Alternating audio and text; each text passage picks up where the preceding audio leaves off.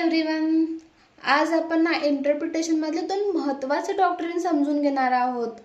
ते वाचताना असं वाटतं की बाबा यात काय फरक आहे, यात काहीच फरक नाही आहे, पण त्यामध्ये थोडासा फरक आहे, तो आज आपण समजून घेणार आहोत.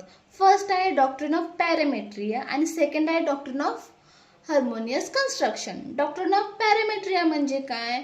एकापेक्षा जास्त लॉ एकाच सब्जेक्ट मॅटरशी डील करत असतात ना, तेव्हा त्याचं वाचन एकत्रित करायचं आणि त्याचं इंटरप्रिटेशन असं करायचं की बाबा दोन्ही लॉ एकत्रितरित्या स्मूथली लागू झाले पाहिजेत.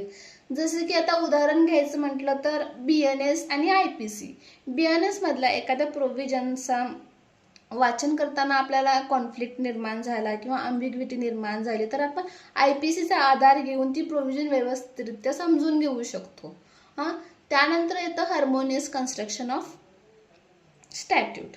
त्यामध्ये काय आहे माहिती आहे का? ह्या डॉक्ट्रिनमध्ये काय येतं, जेव्हा एकाच लॉमधील एकापेक्षा जास्त प्रोव्हिजन्स जेव्हा कॉन्फ्लिक्ट निर्माण करतात तेव्हा तिथं हार्मोनियस कन्स्ट्रक्शन अप्लाय करायचं आणि ती सगळे प्रोव्हिजन्स स्मूथली अप्लाय होतात अशा प्रकारे त्याचं इंटरप्रिटेशन करायचं.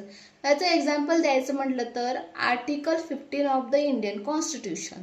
त्यामध्ये काय सांगण्यात आलेलं आहे की बाबा जन्म, वंश, जात यानुसार व्यक्तीमध्ये भेद केला नाही पाहिजे.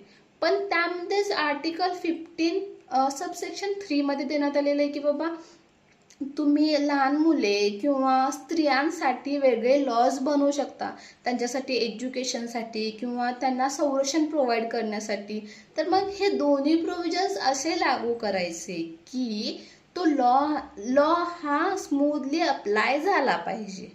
समजलं? तर याचा अर्थ काय होतो? डॉक्ट्रिन ऑफ पॅरामेट्रियामध्ये आपण एकापेक्षा जास्त स्टॅट्यूट लॉचं इंटरप्रिटेशन करतो, तर हार्मोनियस कन्स्ट्रक्शनमध्ये काय करतो तर एखादा प्रोव्हिजन, सेक्शन, सबसेक्शन यांचं हार्मोनियस कन्स्ट्रक्शन करतो.